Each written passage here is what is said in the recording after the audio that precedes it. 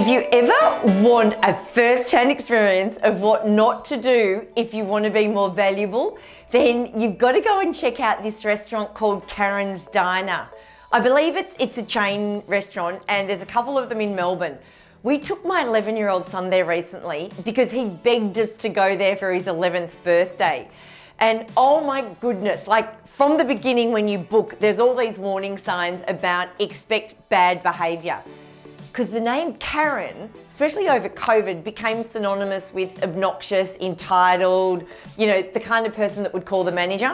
I feel sad for Karens because I know a lot of gorgeous Karens and they're so not like this. But this whole restaurant is all the anti of what you'd want to do if you want to be valuable. You know, when you order your drinks, they don't actually bring them to you, they put them on another table, so you've got to actually get up and go and get your own drinks. That when you ask for something, they just brush you off. They swear like troopers, and you are warned about this before you go. In the middle of you having a conversation, they'll just come and sit at your table and start interrupting and talking. When they bring you meals, they just slap them down on the table and walk away. And it was fascinating. And they encourage you to engage in the dialogue with obviously warnings about not being inappropriate and you're not allowed to cross the line.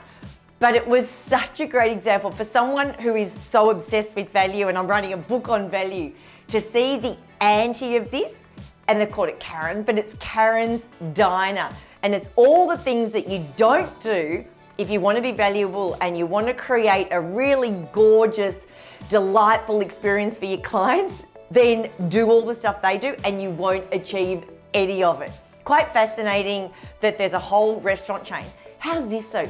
We booked 8 weeks in advance and the only table we could get was at 5:30 on a Saturday night. So yeah, obviously a lot of people are paying to experience really bad service and really bad behaviour. Kind of a bit of almost like a theatre restaurant if you ask me. Don't know that we'd go back again because I guess the novelty factor's now passed, but just such an example of what not to do. And I know none of you would ever behave like this. You would be extremely attentive and try to do as much for your clients as possible to try and, you know, work within and be their favourite person, not the opposite way around.